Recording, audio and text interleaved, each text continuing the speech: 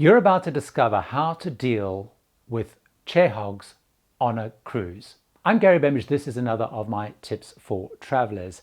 I want to talk about 9 ways that you can combat one of the things that drives many cruisers crazy, and that is chair hogs on a cruise. My first tip actually involves cost. So you may actually want to lay down some money to avoid all the hassle of dealing with chair hogs.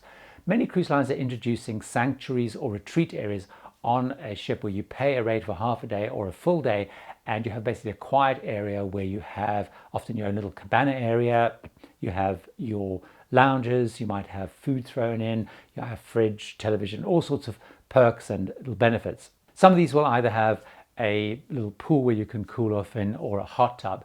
So on some recent cruises I've been on, for example, Seabourn has a very beautiful retreat area with magnificent, really comfy, quiet spaces to sit. Princess increasingly has the sanctuary. I've been on Norwegian cruises where they have an area at the rear of the ship. So many cruise lines are introducing these spaces, including celebrity cruises on Edge. So you're going to find more and more of these retreat spaces. It does mean it's a pretty extreme way of dealing with chair hogs because you pay to have your own space and you know it's yours for half the day or all day. But it's definitely one way of avoiding the hassle of chair hogs. The second way, if you want to again avoid all of the hassle, does involve some cost, but it's about booking a balcony cabin. If you have your own balcony, you're going to have your own space. Of course, it means that you're not out by the pool or where the people are, but that might be just perfectly fine if you want to know you've got your own space. So you could book a balcony, and increasingly on cruise ships you can find some cabins which have really large balconies, particularly those which have cabins at the rear of the ship. So definitely booking your own balcony, having your own space is a way of avoiding all of the chair hog problems. Now personally, I'm not one of those people that likes to necessarily book the sanctuary or the spa, though I do like having a balcony cabin, but I don't necessarily like sitting out on my balcony. So this third tip is one that I actually use the most, and that's to seek out, which all ships have, the unknown quiet spaces where the chair hogs don't go, because most people don't know about them. The couple of secrets is, before you go on a cruise, you could look at the deck plans online or in the brochure or whatever, but once you're on board, here's the places to go looking for these little secret places. First of all, head towards the top of the ship. You'll often find there's deck spaces, particularly really in the front of the ship or above the pool deck, where it's kind of dead space and there's nothing there, and there's a deck and they have deck chairs and lounges up there. You'll find most ships have this kind of dead space area, which is a great place to go out and lie. Now the only downside of those is most of those don't have shade, but it's a really good place because it's not a place that the chair hogs are looking for. So head upwards and look at some of those high spaces. You know, from a big ship it's probably up in deck 17, 16, 17. The second thing to do is to go to the very back of the ship and look at how the back of the ship is tiered.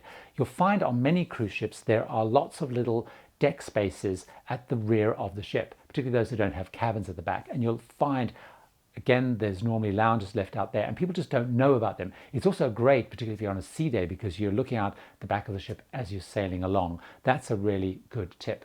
The third tip is to look for little swimming pools. So you'll find, for example, recently I was on Seabourn Encore, and on deck 5, just behind one of the lounges, they have a very small swimming pool again at the rear of the ship that no one really seems to know about because they all focus on the big main pool deck, and no one's really realized that there's this little secret little pool somewhere else. And again, you'll normally find you're not bothered by chair hogs. So look out for the little secret decks and places. So head away from the main pool deck, head away from the main pools, and you're likely to find some little secret spots. The next way of dealing with chair hogs is just beat them at their game. If you're an early riser, why don't you just get up, head to the space, find your favorite chair and plonk yourself down. Now, in the spirit of being a good cruiser, not becoming a chair hog yourself, you should really be using it. So one of the things I would say is, whilst you're beating them at their game, pick out times to sit in these areas which are actually quieter and nicer to sit at.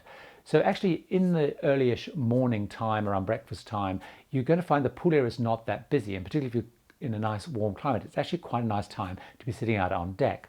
The other thing that I also do then is I aim to head for those sort of places, particularly on port days when people have headed out. So I might do my excursions more in the afternoon rather than the morning, because most people will head out on a ship. People seem obsessed of heading out on a ship the minute it docks, they go on excursions. So actually in the morning, you can often find a nice spot, and also the chair hogs often haven't gone quite as far as reserving it and heading off the ship, although some do. The next way of dealing with chair hogs is actually pick out cruise lines that are really good at enforcing their policy. I've been on many ships and very few of them actually enforce the policy, and I guess that's because the crew know that they could get a really hard time from chair hogs if they start moving stuff away.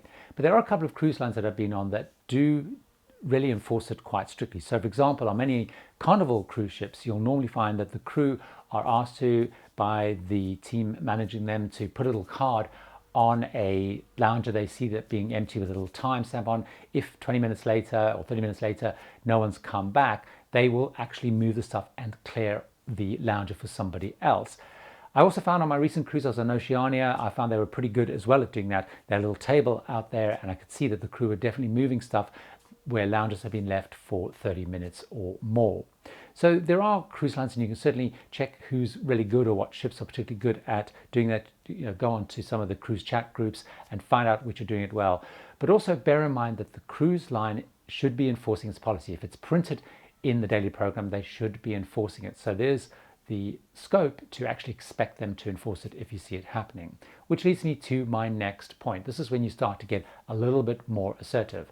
And one of the key ways of doing it is going to a crew member and saying, look, this has been empty for 30 minutes or longer. I want to sit there.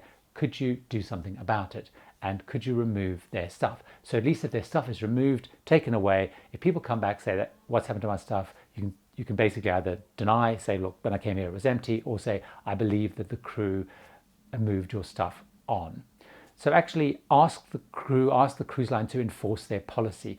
Don't be shy of doing that, because there is a policy and it should be enforced. So don't be embarrassed about asking. I certainly have asked before. I really had a big hang up about it. I was worried it was going to cause problems. And actually, if people get caught out, often they're caught out particularly, and they're embarrassed about it if the crew are actually doing it and enforcing it.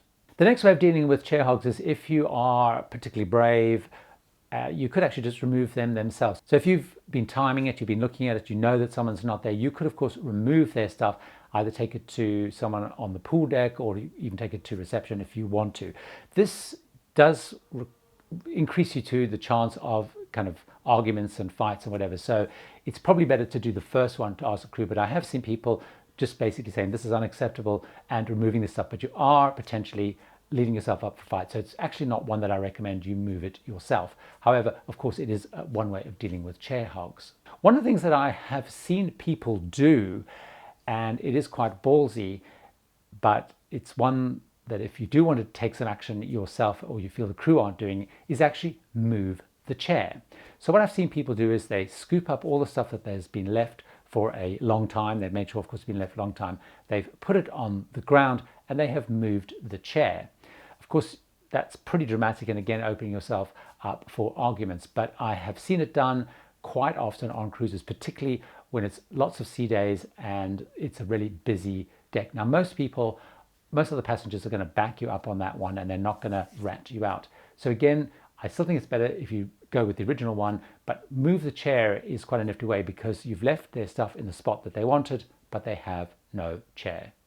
One of the things that I haven't done, I haven't seen anyone done, but I've seen it discussed quite a lot on various groups and forums, is what people have done to counter chair hogs is, particularly if they see the same people doing it all the time, is on those cruise lines where you have to sign out the towels. So on some cruise lines, there's just not towels around the pool deck. You actually have to go and sign one out to your particular cabin. And if you don't return it, you basically pay a fee of up to $25. And I have seen people in groups talk about how they have taken the towel off the thing that's been abandoned, the lounge has been abandoned, and have basically gone and put it themselves in the towel thing without signing it back in. So actually the chair hogs then have a problem because they potentially are going to have a fine for not returning their towel. Again, it's a pretty extreme one, and I think you can dial back to actually focus a little bit more on asking the cruise line to enforce it. Chair hogs are something that drive people crazy. If you want to avoid the situation, basically buy your space, have a balcony cabin, or find those secret places. If you do want to really use a specific spot, my recommendation is get the cruise line to enforce it. Make the crew enforce it. And if you have problems with that, basically talk to the guest services and they will eventually make sure they follow through on it. I hope you found that interesting. I hope you found it helpful. And remember, I have many more videos packed full of cruising tips, advice, and why don't you watch another one of those right now?